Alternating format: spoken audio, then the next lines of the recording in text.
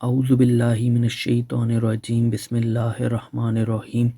السلام علیکم معزز ناظرین، آج ہم سورہ ملک کی فضیلت اور اہمیت پر بات کریں گے کیونکہ قرآن کی یہ سورہ بہت اہمیت اور بلند مقام رکھتی ہے۔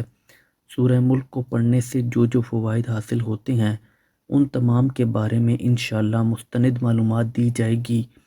سورہ ملک مکہ معظمہ میں نازل ہوئی اور اپنے مضمون کے لحاظ سے بڑی اہمیت اور فضیلت رکھتی ہے۔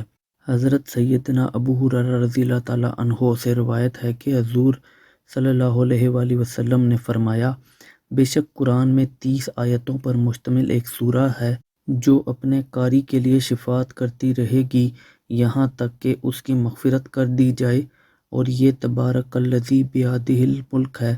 یہ روایت ترمذی میں موجود ہے۔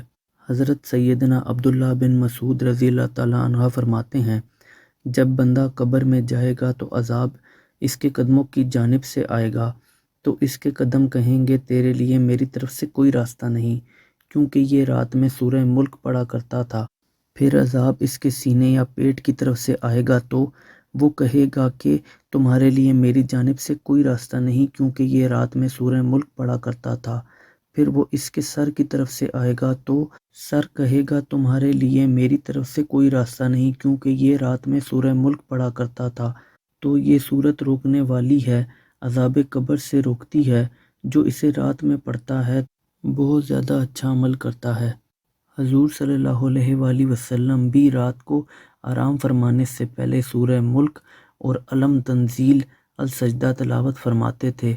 حضرت سیدنا عباس رضی اللہ تعالیٰ عنہ نے ایک آدمی سے فرمایا، کیا میں تجھے ایک حدیث تحفے کے طور پر نہ دوں جس کے ساتھ تو خوش ہو جائے؟ اس نے عرض کی، بے شک۔ تو آپ رضی اللہ تعالیٰ عنہ نے فرمایا، یہ سورہ پڑھو، تبارک الذی بیدہ الملک، اور یہ سورت اپنے اہل و عیال، اپنے تمام بچوں، اپنے گھر کے بچوں اور اپنے پڑوسیوں کو سکھاؤ، کیونکہ یہ نجات دلانے والی ہے اور قیامت کے دن اپنے قاری کے لیے اپنے رب کے پاس جھگڑنے والی ہے، اور یہ اسے تلاش کرے گی تاکہ اسے جہنم کے عذاب سے نجات دلائے، اور اس کے سبب اس کا قاری عذاب سے بھی نجات پالے گا۔ حضرت سیدنا عباس رضی اللہ تعالیٰ عنہ فرماتے ہیں کہ میٹھے میٹھے آقا حضرت محمد صلی اللہ علیہ وآلہ وسلم نے ارشاد فرمایا، جو شخص سوتے وقت سورۃ ملک کی تلاوت کرے گا اس کے لیے 30 نیکیاں لکھی جائیں گی، اور اس کے 30 گناہ مٹائے جائیں گے، اور اس کے 30 درجات بلند کیے جائیں گے۔ اللہ رب العزت اپنے فرشتوں سے ایک فرشتہ اس کی طرف بھیجے گا تاکہ وہ اس پر اپنا پر بچھا دے اور اس کی ہر چیز سے جاگنے تک حفاظت کرے، اور یہ مجادلہ یعنی جھگڑا کرنے والی ہے، اپنے پڑھنے والے کی مغفرت کے لیے قبر میں جھگڑا کرے گی، اور یہ تبارک الذی بیدہ الملک ہے۔